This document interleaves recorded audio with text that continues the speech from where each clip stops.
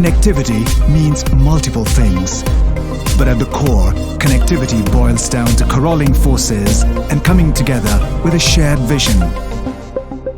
We live in a digitally connected world where the exchange of trade, information and people are no longer bound by geography.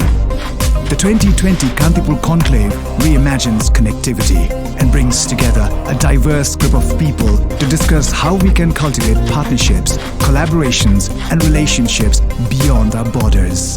Find out more by visiting kantipurconclave.com.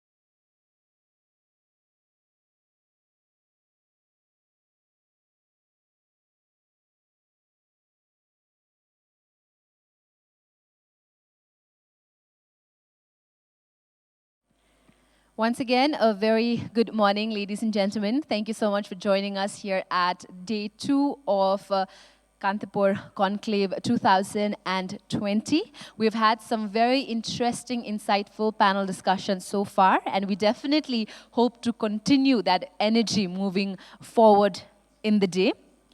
I'd once again like to remind all of you to kindly keep your mobile phones on silent mode, and to also make sure that you've downloaded the Kantipur Conclave app. It is the platform through which you'll be able to ask questions to our panelists. And we have had very good participation so far with all of your questions. However, one small thing, if I may add, if you can just direct or write the name of the panelist that you're directing the question to, it'll be very, very helpful for our moderator to ask the exact panelist the question that you have directed towards. Ladies and gentlemen, we now move towards our next panel, which is Bridging Through Literature and Arts. The internet plays a monumental role in the democratization of knowledge and learning with its access to a wide variety of books, events, and dialogues. More and more platforms like literary and art festivals are emerging for people to express their feelings, all of which uphold the fabric of connectivity in charming and inexplicable ways. In this context, what role does the world of literature and arts play in the broader discussions surrounding connectivity? Can Kathmandu continue to thrive as the cosmopolitan capital of South Asia, attracting artists, writers, musicians, and creative folks from all around the world? I'm very, very excited to hear what our panelists have to say around these discussions and questions. So ladies and gentlemen, please do join me in welcoming with a big round of applause our moderator for this session, Ms. Itisha Giri, a poet.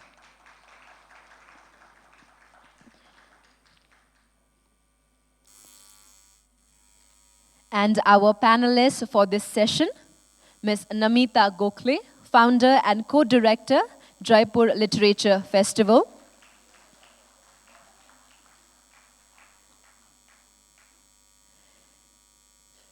Mr. Raman Shrestha, owner, Rachana Books,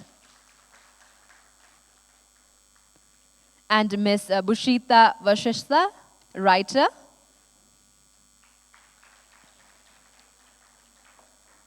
So ladies and gentlemen, this session is going to be all about literature and arts, where our panelists discuss how literature and arts can maybe bring people closer and together. So for further discussions, may I please request our moderator to take it over? Check. Hi, good morning, everyone. Thank you for being here. Thank you to Kantipur Conclave for creating this space for us to talk about the role of literature and arts and what role they might play in connecting readers, in sort of facilitating connectivity.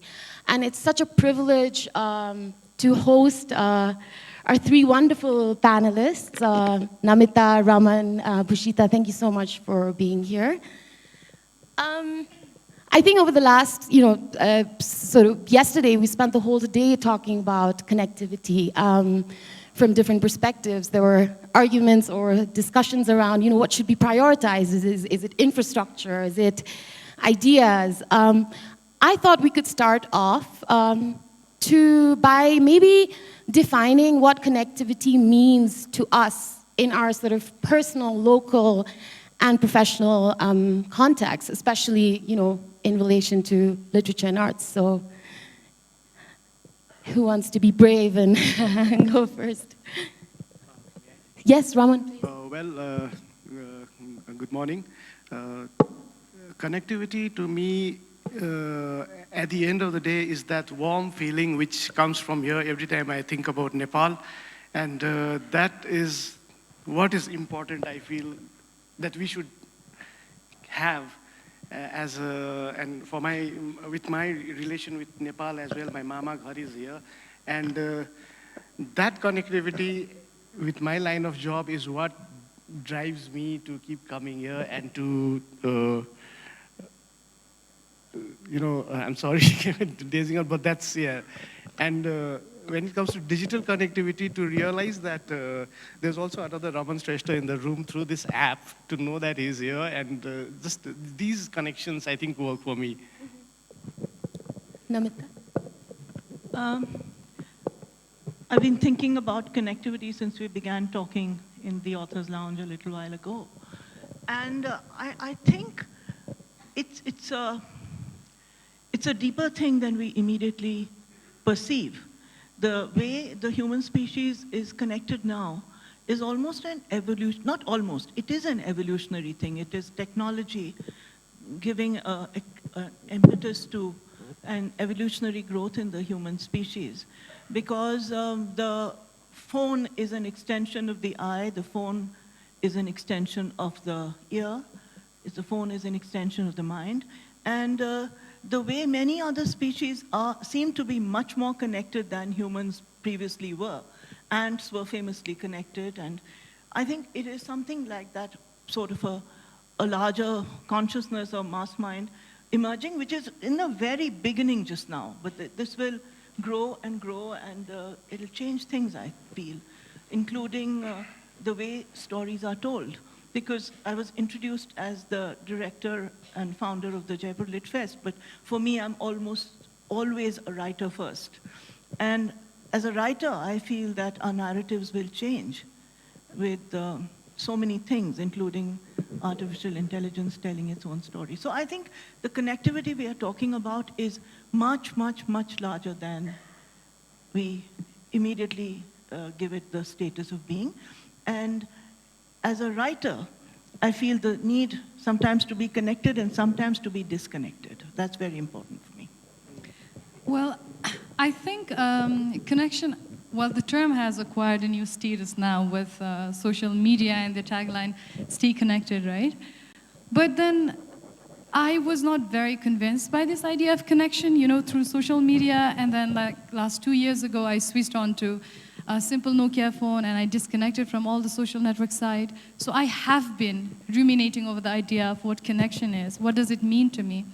And in this connection, I would like to remind you of the nature of Virginia Woolf's suicide. I just remember her suicide, like just as now Namita was talking about storytelling and how connection is maintained through storytelling. I just happen to remember Virginia Woolf.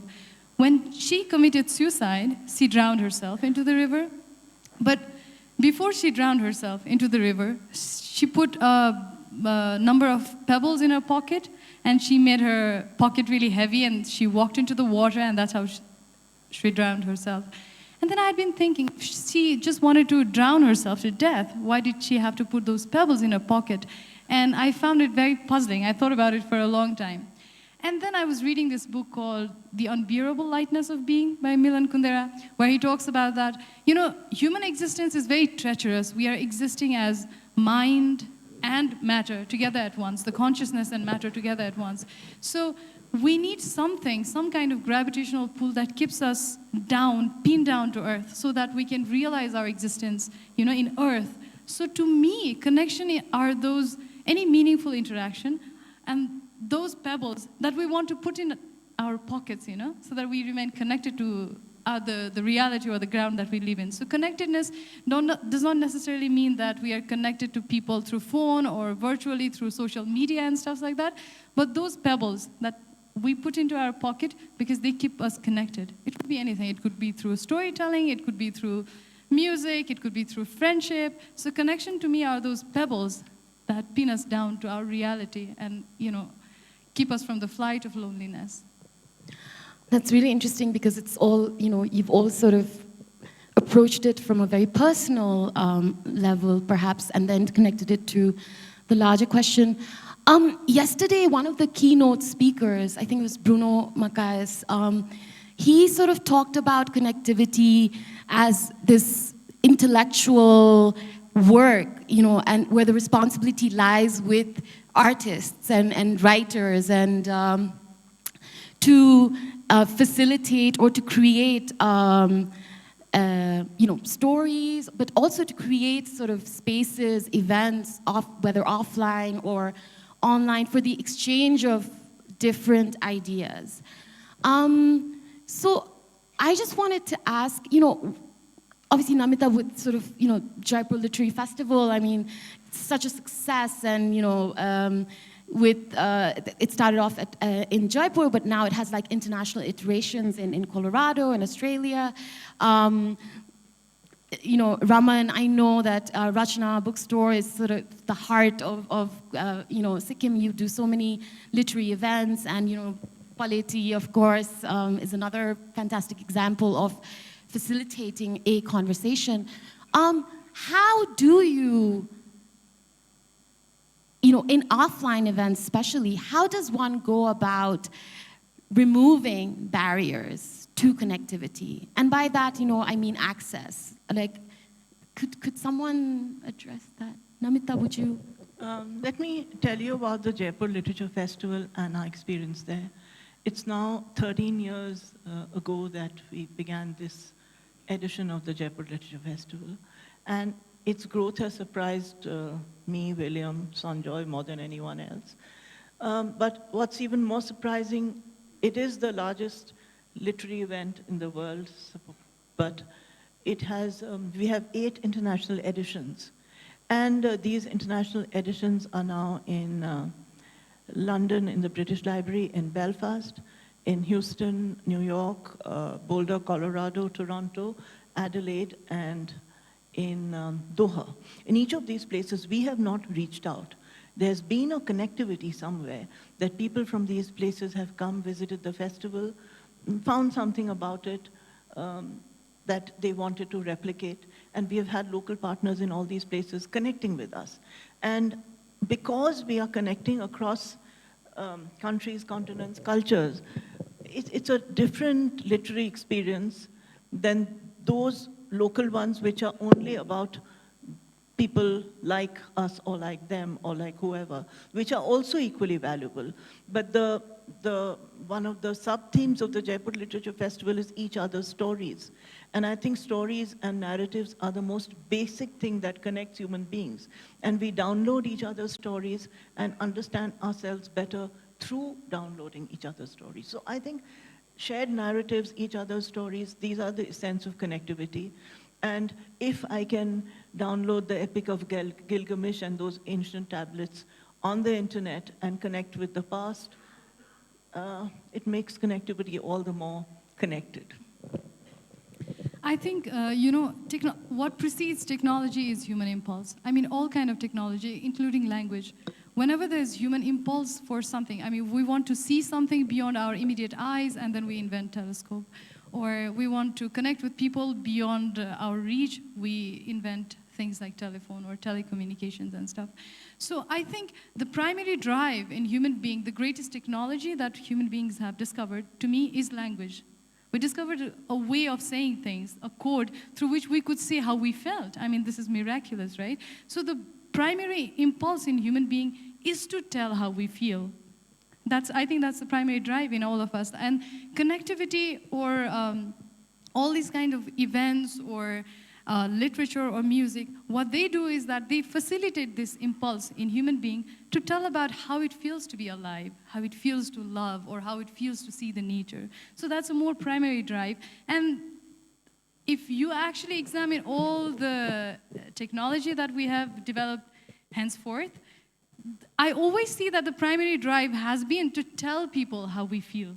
So the storytelling is the most primary impulse in human being. And therefore, these are necessary corollary. Of course, there will be literature festivals. Of course, there will be telephones or televisions and stuff like that. Because we as human beings, we want to tell stories and we want to hear stories.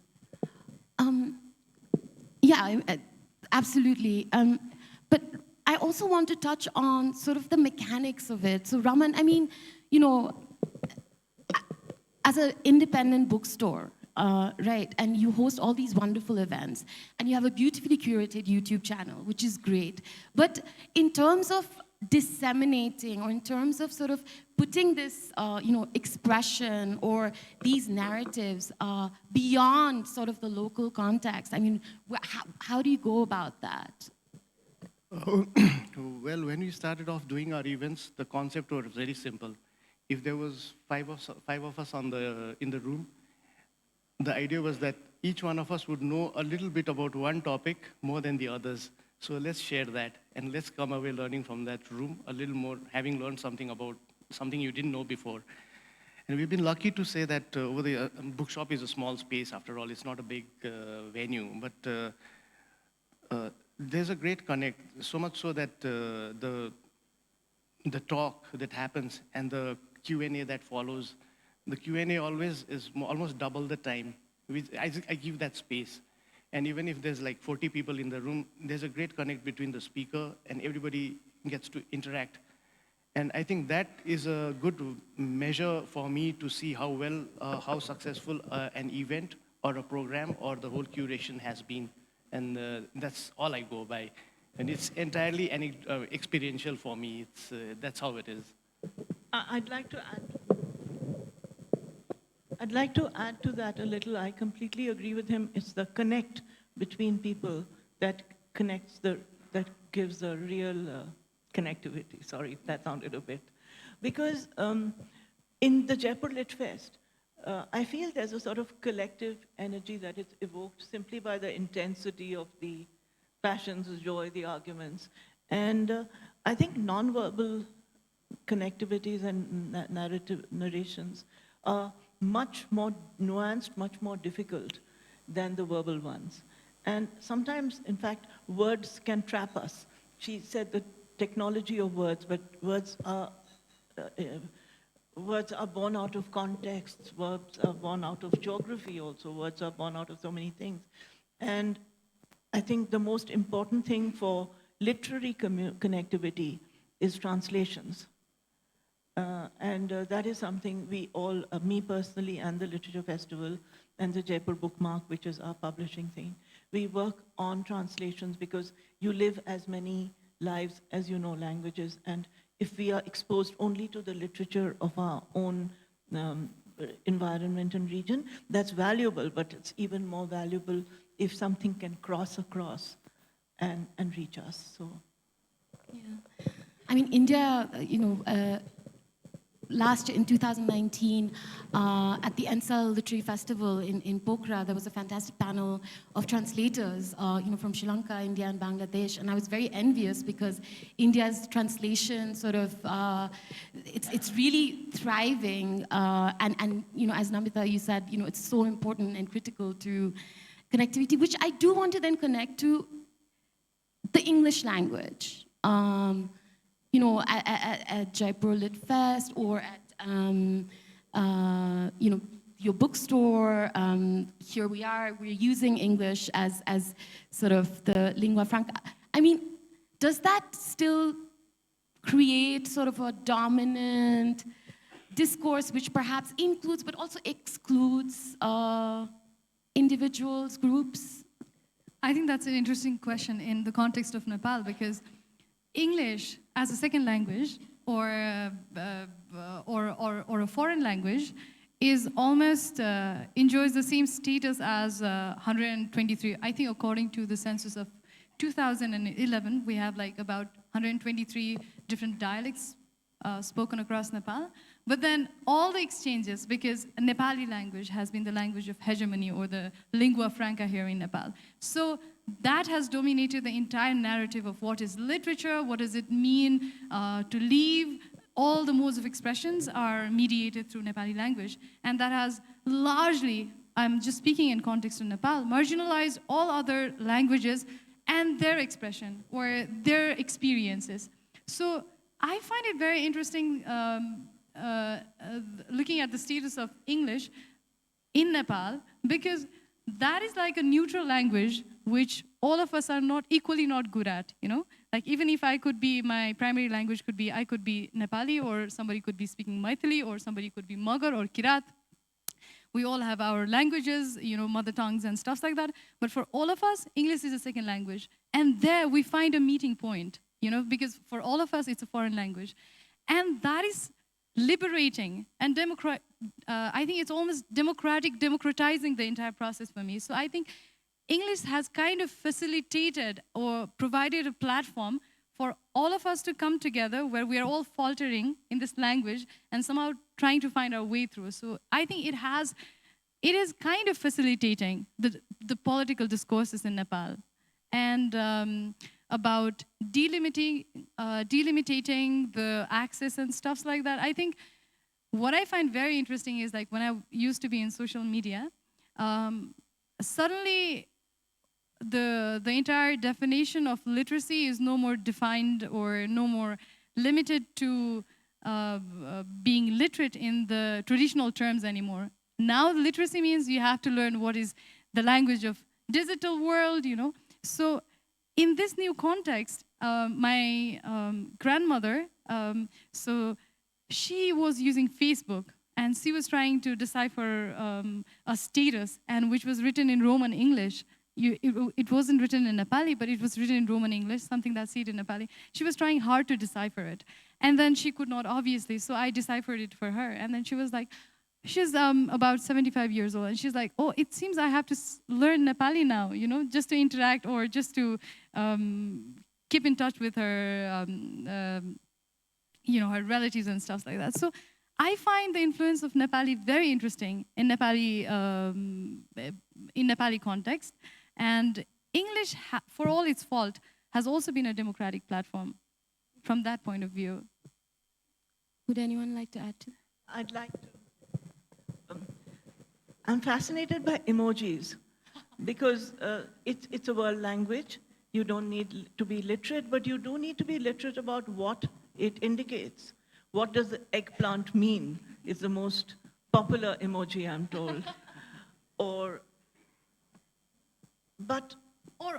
my mother could not figure out, there's this one emoji with someone is laughing so hard that they are crying, and my mother couldn't figure that out. It's like, what is this? I couldn't explain it to her. I think the emojis are a new and bridge language where other things fail. And similar, that's because it's a visual language. And there is always a difference between a visual language, a pictographic language like Japanese, and a language like Sanskrit or Hindi, which is phonetic. And I think this is one core of it. But at the Jaipur Literature Festival, we are multilingual, determinedly multilingual. This year we had 15 Indian languages, including English, because English is an Indian language and spoken more in India than in the UK in numbers. Just like Nepali has more Nepalese speakers in India than in Nepal. 22 national languages. So we had 15 of those languages represented in the festival. And in those sessions where those people, they spoke in Hindi or in English to communicate, but they did use their mother tongues to say something so that the sound of those, the dhwani of those languages was heard. And 35 international language speakers were represented through different things. And for example, Joka Alharti, who got the Man Booker International last year, she speaks perfect English, but she came on the condition that she would speak in Arabic through a translator. And that is a choice that she made, and we respect that choice. Or Leila Slimani, who's French writer and the ambassador of the French language. She, again, refuses to speak in English, so she's familiar with it, but speaks in French. So these are ways we do use to move around English, but the fact is that English has been geographically, historically, through the British Empire, the most spoken language around. And also, it's very insidious. It filters in, it takes in words, it steals words. So its lack of rigidity makes it what it is. And we must remember that Spanish, Chinese, these are close on the heels of English and will be ahead. And there is indeed a statistic that Hindi, if you combine it with Urdu, Hindustani, and Pashto, which have the same vocabulary, is the most spoken language in the world. And I would like to add something. You know, the archaeology of, let's say, the architecture of language is also quite fascinating. You know, English has been lingua franca, or let's say it has been the Esperanto for the new world, right? Everybody is speaking in English. But whenever we acquire English, we're also acquiring its prejudices to a large extent. For example, words like, the word like seminal. A few days ago, I had this discussion with a friend of mine. You know, whenever we refer to an important book, we say, oh, it's a seminal work, you know. And I was just trying to go into the etymology of the word. What does seminal mean? And it comes from semen. And we have accepted that anything masculine or anything that pertains to semen is deemed to be important. Can I interrupt here? Yeah. You know, it's really fascinating because my new novel, Jaipur Journals. Congratulations, by the way, this Namita. novel, I got a nasty review this morning, so a few congratulations will be in order. But it begins with a panel a bit like this, a feminist panel, where somebody uses the word seminal and somebody else gets completely infuriated. So that seminal thing is very much the beginning of, it's very seminal to my novel. Absolutely. Or the terms like words like denigrate, you know. Anything, it comes from denigrate or to reduce anybody, the term which means to reduce anybody to something, to reduce anybody. I think that's what denigrate means. And it comes from, I think it comes from nigger, or to denigrate means to make someone black or to deface someone. And so the term black or to be fair means to be just, to be honest, or to be white, you know. They're all put in together. So for us as brown people, accepting English as the language or the medium of expression, while accepting a prejudice which is essentially against our very existence, is also a very interesting dilemma. Wait till you hear the proverbs in Spanish. But could I just complete this little conversation with a point of view, which is that the prejudices of language and the prejudices, therefore, of present communication will work themselves into the algorithms of the future.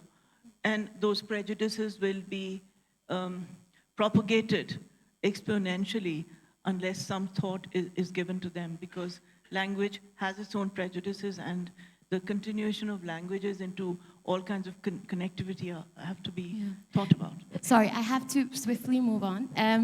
Sorry to interrupt you, Bhushita. Speaking of the English language, Raman, I know Rachna Books you're also now a publisher.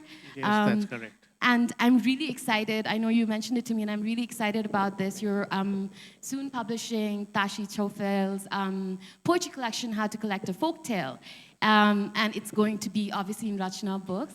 But I'm just wondering, when we're talking about connectivity, if I want to get a copy of Tashi Chofel's book, and I'm here in Kathmandu, how easy is it for me to get a copy of that book? And I want to connect it to also, yesterday our Honorable Prime Minister gave a speech about how he wants to support education and arts and innovation, but the government also in last year's budget announced a customs duty on books, right? So I want to talk a little bit about the marketplace and sort of, how do you get these books across borders?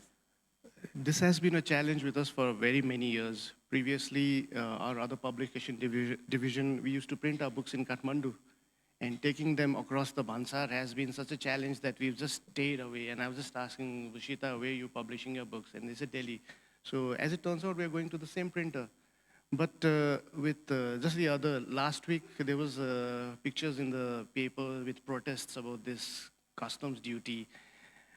Some of the greatest writers from Nepal are published from publishing houses in India, and those books are not visible here. Many of the books are not visible here. So this whole, why are we making, on one hand, here we are. I've got a separate section just of autographed books by writers from Nepal, like Praveen Adhikari's books are there. It's autographed, but I don't see those books here. So what's keeping books away from Nepal? Is it the customs duty, or is it the disinterest by the booksellers and the distributors? That's one thing one needs to tackle, and the challenges are there. Now, with my book, I would very much love to have these books here, but how do I send them across? How does the export of the book from Sikkim to Kathmandu affect the price? At the end of the day, it's still that one individual distributor in Delhi who is the middleman, and because of his own initiative, he'll carry those 10 copies of a book in his suitcase, put it in a plane that he takes every month, and displays 2 copies in each of the bookstore. How far will we go with that? We definitely need to rethink our exchange of arts and literature and how it's read across the border. I know, Namita, you mentioned that your books are also stuck somewhere. Yes, I was hoping that my new books would be available here, but I was told that they've been stuck in customs for a long time. We encountered this once before, some years ago, in the Bhutan Literature Festival, which I used to curate. And at that time, we had managed to work our way around it, beg, plead, and they had waived it, at least for a while. But and every now and then, the lawmakers decide to tax books. And usually then they push back because they realize there's not much money to be made for it. And they just get a bit unpopular. The book trade is one of the most primitive means of connectivity. The book has an enduring physical value, but carrying those books around across borders, across excise regimes, is physically a taxing one. And it's really booksellers like Raman who believe in books and those intellectual connectivities, who host writers, and it's people like you who really carry those book connectivities because of their passion. Yeah. I want to, Bhushita, congratulations to you too. I know at the end of January, since the end of January, you are now the publisher of Nepalaya books, so congratulations on that. Yeah, a round of applause. So I was really excited to read your interview because you have a very clear vision of what you want to achieve as a publisher. But what I would like to ask you is, you've been to so many literary events, you are very familiar with what sort of books are being published, what sort of writers are being published. When we look at the literary space, how do we go about making that space truly representative?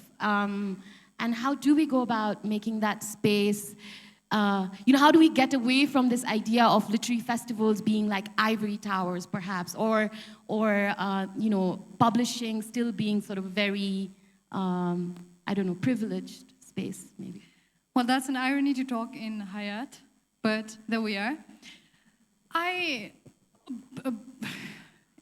This is such an enormous question, and this has been the question that I've been thinking about ever since I started looking into the editorial works at Nepal, because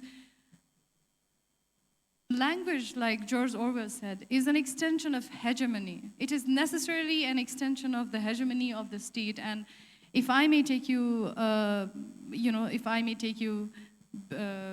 the past, this entire concept of nation state, it came about post-Westphalia, peace treaty in 1649, I think. So it began in the 17th century, where we were gradually opening up to the idea that God is actually dead, and we are going for a more secular state of consciousness. And now the idea of God was replaced by nation state. State became the all-powerful means which could levy taxes, or which could completely debilitate or able certain ways or modes of expression. And that's how the state comes in. If we talk about Nepal, I'm going to base my answer specifically in context of Nepal.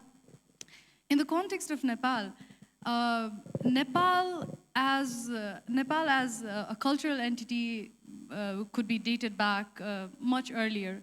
But Nepal as a nation state, it only started about like in 1950s. And that's when I think in 1956, we adopted Nepali language as the lingua franca of the country. And to establish Nepali as the lingua franca, or the language of the state transactions, we systematically erased all other languages, Ranjana Lipi or Maithili languages or Kirati languages. So right now we are standing on the ruins of languages, and this is a very daunting task for us to break the norm of what we perceive as literature or what we perceive as the standard way of storytelling, because I come across, until this March, we are publishing women writers. So we are just celebrating women writers in Nepal. And we were working on a number of books. And this women writer, if I would go into their styles of expression, it is a very interesting chronology which shows the state of consciousness. We have one of our writers who has been writing since the 70s, and her book, which I found very, very fascinating, it's kind of an autobiographical work where she writes about kind of marriage that's on the verge of failure, but she's still persevering because, you can't even think about divorce, right? So that's the context. And her language is laden with a lot of metaphors. She cannot say that she's sick and tired of her husband. She cannot say that, oh, you know what, I just don't like the way you treat me. Instead, she resorts to metaphor. She looks outside the window and she's looking at the clothes, on the string, and she says, like, we've become like this ill-put clothes together who are just going on because we don't have any other way to exist about. And now we have new women writers, and in their languages, there is a lot of swear words, and my copy editors were like, oh, we cannot include these languages because these are foul languages, these women saying all these things. We cannot use this. And I insisted that we retain the language because that shows the graph of consciousness, how the language is evolving. And I think as a publisher, I should not be biased about what is the way of storytelling. That is the only way I can open up myself to validate, even understand the stories from margin as this is the way of storytelling, because I have already a preset idea. I come from a Brahmin upbringing, so I already have an idea about what is the standard storytelling, and even in my storytelling, foul languages are not permitted. But then as I've been working with a number of women, I've realized that it is very important for us to go outside our prejudice of what is standard language, what is the standard way of telling story, and to be a little courageous and experimental about publishing any kind of stories, every kind of stories. That could be colloquial in nature, that could be dialectic, that could be foul, who cares? So I'm trying to incorporate as many ways of storytelling. Okay. I do want to, we're running out. I do want to touch on the digital literary space before we run out of time. because a lot, picking up on what Bhushita said, a lot of women poets in Nepal actually self-published their books. Now when we think of self-publishing, I mean, people in the last 2 days, so many people have come up to me and asked me my opinion on Rupi Kaur, like, what do you think of Rupi Kaur? But as this whole idea of self-publishing and this idea of getting content, making content available, accessible, not having gatekeepers, creating subgroups, communities, I mean, how do you cater to that as publishers now? How do you create a dialogue with these subgroups and communities that exist in the digital space? Well, you spoke of Rupi Kaur. Rupi Kaur is a force to be reckoned with, and her poetry, I feel, somewhere has a connect with mystical Sikh thoughts, and she's in Canada, and she reaches out, but she has an overpowering personality. And now to a surprise, I find there are 2 more Kaur girls, some of them related to her, some not. Jasmine Kaur and 1 more who are writing similar poetry. So I think she shows how excellence or reaching out can surface from self-publishing, but it doesn't always happen. So it's a democratic process where, as she said, Bhushita said, all kinds of things, all kinds of stories can be told. But I do believe that the privilege of a publisher is to make the best of a book through editing it, through presenting it, through creating a space for it. And so I do believe in publishing, whether it is in a digital space or not. And the Jaipur Lit Fest has its much, much larger outreach through its digital sessions and through the archive. And I think the most valuable thing we will leave behind in this festival is this enormous archive of recorded sessions which can be accessed. Raman, what do you? As a reader and as somebody who's there with books all the time, it's definitely lovely to see so many new books with more power to the writers and the access they have to publishing and distribution now with all the self-publishing, publishing houses and all that happening. But as a bookseller, I see that there are more writers than readers out there. And my bookshop is known for the curation that goes into collecting the books. And they ask me, how does it know, how do you work? My answer is very simple. You have to choose what books to keep out more than what books come in. And that's the challenge with, but definitely there's lots of new writings happening. A lot of it is coming out and more power to the people, right? And also, Itisha, I think in context of self-publishing, we are in a slightly unique position right now with social media because I am on Tumblr, and so now we have writers like Rupi Kaur or Emery Ellen. What they do is like they basically start by writing out on social media on Tumblr or Facebook or Twitter, I don't know, wherever. And then gradually people start interacting with their work and they appreciate it. So when they are self-publishing the work, they're already assured of the audience. They already have a certain base. So I think self-publishing, after feeling the pulse of the audience, is relatively safer. But if you just want to jump into self-publishing, that could be a little tricky, I think.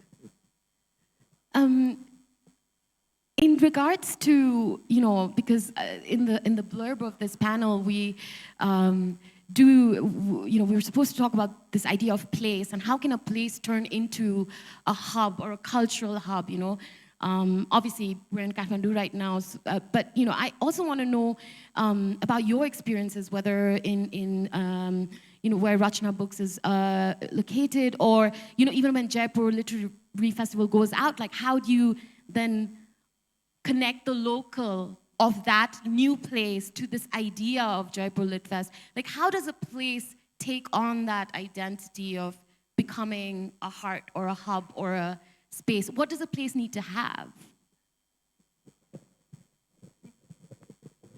I think it's a question of listening in. The more carefully one listens, the more carefully one can decide which voices will resonate, which is an intuitive thing.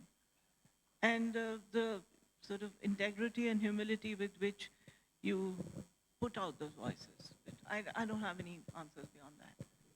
Some things happen, some don't. Well, when I first started doing the events, we didn't know we would have done so many over the years, and all these big names and small names, everybody would find a platform there.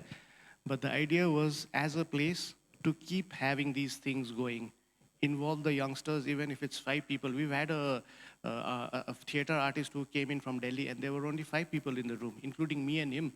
So that's how we started off. Keep doing it, be there, and sure, over time, people will start coming in and they'll start noticing. And on a Friday evening, if you have nowhere to go, hey, let's go to Rachna, there must be something up. So that's one, it all comes down to the individual push. You have to keep curating these things. So I was reading this book called Deschooling Society by Ivan Illich, and where he talks about the psychology of architecture. For example, in a classroom of students, you specifically design the furnitures in such a way that students are only expected to sit a certain way. There is desk, and then there is bench. So you can only sit erect. If you would be putting sofas or beds out there, kids could go and lie down and sleep, right? So I was very fascinated by this idea of creating a space which psychologically reinforces the idea that you want to perpetuate. So in this context, in the context of literary festivals or any kind of literary gatherings, I think what you have to do is, for example, if we want to talk about literature, it cannot just be a fizzled out endeavor, It has to be specific. You have to create a space, you have to create a time, you have to create a certain atmosphere for it to grow. For example, even in this room, we have put on the doors that are quite difficult to navigate. Everybody will, you will draw in attention when you're opening the door. So we are necessarily putting you in a psychological position where you will not find it easy to just walk out of the room. So this will sort of psychologically pressurize you to sit down and listen. And in the due course, we hope that this will be worthwhile, your sitting, So I think it is very important with the intent. It is also important to create the atmosphere and the architecture and the vibe for any place to give away its message. So we have a lot of questions. I'm going to try my best to maybe combine them thematically and see. So, one of the most popular questions, I suppose, here is, how do you keep up with, how do you nurture or cultivate a reading habit with sort of, this encroaching presence of social media in our lives? And has social media really facilitated connectivity, or is it sort of the opposite? I'm sorry, I'm not going to be able to attribute these questions because I've kind of combined them. I'm really sorry. But I think it's Sneha. I'm sorry, I'm going to have to, yeah. As a bookseller, I face the challenge of non-reading community all the time. I have a 2.5-year-old toddler in the house, and she sees us more with our phones than she does with our book. So I think, like somebody said, readers are born in the lap of the parents. You have to go back again. We have to start with the kids that there are, show them books, read to them, and open the world of reading to them. That's the only way I see. And now in the bookshop, with the new schools coming up and youngsters, more often than not, most of the time, it's the youngsters who are dragging the parents into the bookstores. And in this context, what I find why do I go back to books again and again is we live in the age of keeping up the appearance. We want to, especially in social media, while we are connecting with the world at larger, what we are doing is we only choose to show a certain aspect of our personality, which is agreeable, which is glamorous, which looks splendid. We are having good food, we are wearing good clothes. So it could make you feel inadequate, and instead of connecting you with people, it can make you feel very isolated and lonely and inadequate. So what happens to me is whenever I go and meet people, we're just showing up the facade, right? We're just showing things that I think the other person would like. And I find this kind of tiring after a while, so I want to know people more intimately. And it's very difficult to know people intimately these days anymore because we just want to show a certain side of it. So and then I relish old Russian books where, we go into hundreds of pages about how a person is feeling. So I really get to feel, this is how I feel. And my feeling of loneliness or isolation is validated in hundreds of books in a novel. So for me, it's an antidote to growing loneliness. If only we could translate it to people that, oh, you know what? Your feeling of loneliness or your feeling of exuberance is validated not through social media or through this pretension of glamour, but in the books where people have thousands of words to spare. Maybe then we can encourage them to encounter themselves.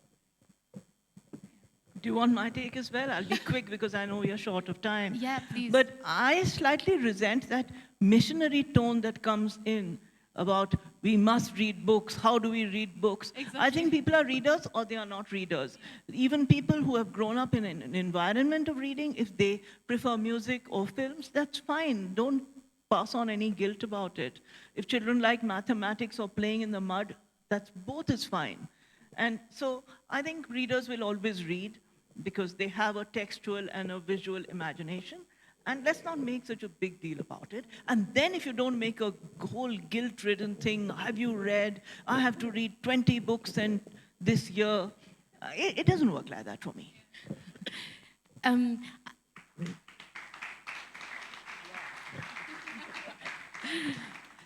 Everyone's feeling guilt-free now. A lot of non-readers.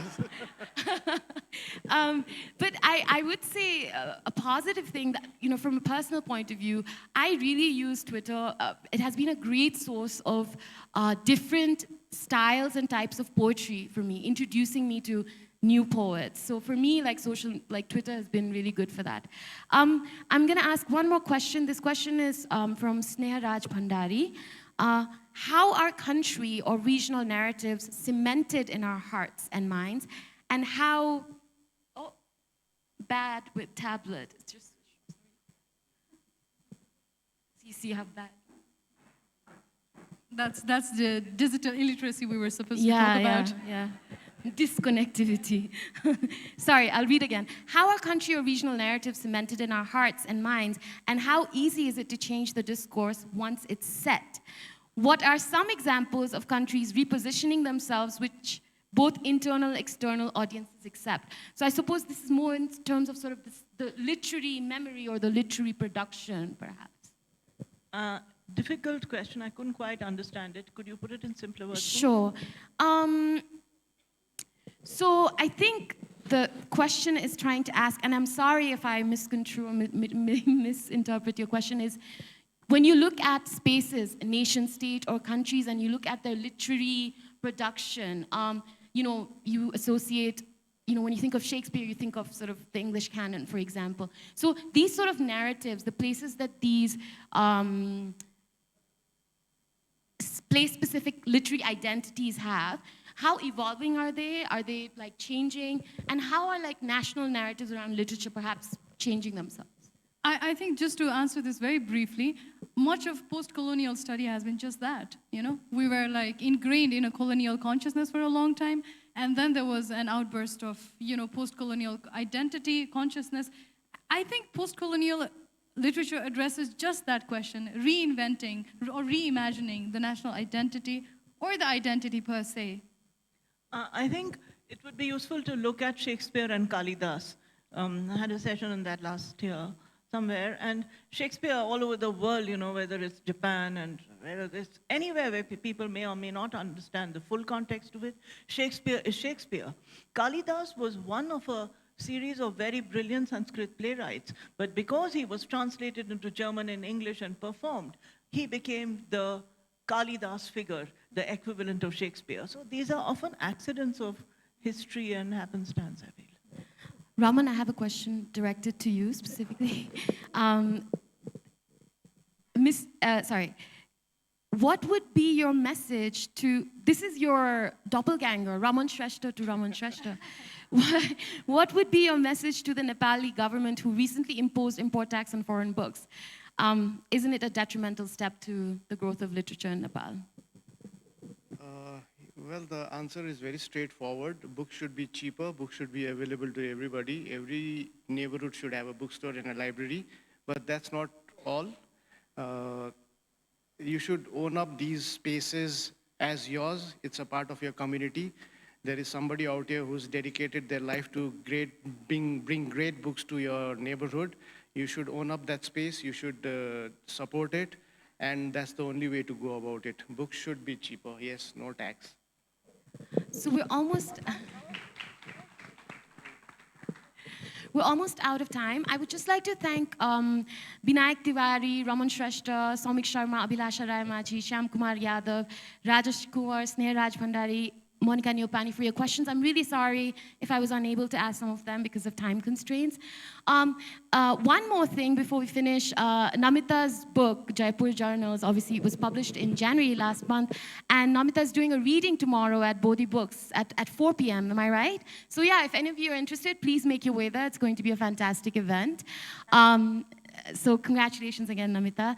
Thank you so much, Namita, Raman, and Bhushita, for being up here with us today and for being such a lovely panel. Thank you. And thank you to the audience. I just have to say something. Raman, being the only man in the panel, has been slightly marginalized. And I heard this joke somewhere that the mother tongue is called mother tongue because apparently the fathers seldom get to speak, which we've just proven in this panel. Thank you very much, ladies and gentlemen. A big, big round of applause to our fantastic panel.